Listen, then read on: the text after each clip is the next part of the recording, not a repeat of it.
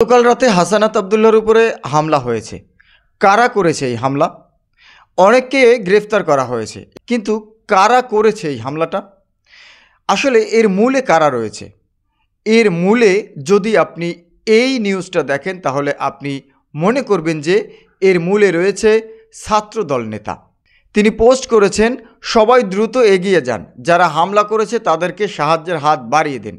মানে হাসানাত আবদুল্লাহর উপরে যারা হামলা করেছে তাদেরকে তিনি সাহায্যের হাত বাড়িয়ে দিতে বলছেন। দেখেন, ১০-১২ জন সন্ত্রাসী গাজীপুর এলাকায় এই হাসানাতের গাড়ির গ্লাস ভেঙেছে, তারা হামলা করে গ্লাস ভেঙেছে, হাতে রক্তাক্ত হয়েছে, আশেপাশে যারা ছিলেন তারা প্রোটেক্ট করেছে, তারপর তিনি নিরাপদ একটা স্থানে যেতে পেরেছেন।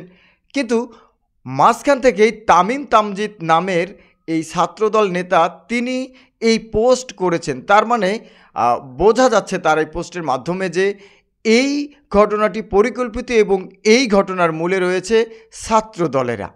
তাহলে কি ছাত্রদলেরাই এটা করেছে? আমরা এই তামিম তামজিদের আইডি থেকে যদি ঘুরে আসি তাহলে আমরা সেখানে আরেকটা নতুন একটা পোস্ট দেখতে পাই। এটা হচ্ছে তার আইডি।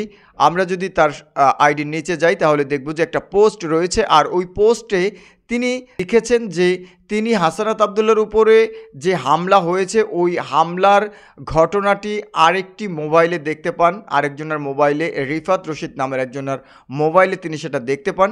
তিনি এই ঘটনাটা দেখে তিনি মনে করেছিলেন যে এটা হয়তো বিভ্রান্তিমূলক ভিডিও, এটা হয়তো গুজব কোনো ভিডিও, তাই তিনি ট্রোল করার উদ্দেশ্যে ফানিভাবে তিনি এই পোস্ট করেছিলেন। একটা ঘটনাকে তিনি ট্রোল হিসেবে নিয়ে তারপরে তিনি যারা সন্ত্রাসী তাদেরকে সাহায্যের হাত বাড়িয়ে দিতে বলছেন, তাদের দিকে সাহায্যের হাত বাড়িয়ে দিতে বলছেন, এবং পরক্ষণে তিনি আবার এটা নিয়ে দুঃখ প্রকাশও করেছেন, যেটা আমাদের মিডিয়ায় এসেছে। ইনকিলাবে আপনারা দেখতে পাচ্ছেন, সেখানে লেখা রয়েছে হাসানাত আবদুল্লাহর উপর হামলা, ক্ষমা চাইলেন ছাত্রদল নেতা।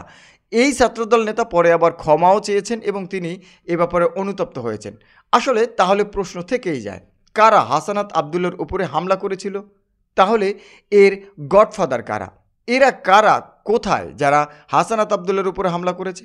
দর্শক, আজকে আমরা আমাদের ভিডিওর মাধ্যমে আপনাদেরকে যে তথ্য উপাত্ত দেখালাম, এর মাধ্যমে আপনার কাছে কি মনে হয় এই হাসানাত আবদুল্লাহর উপরে কারা হামলা করতে পারে?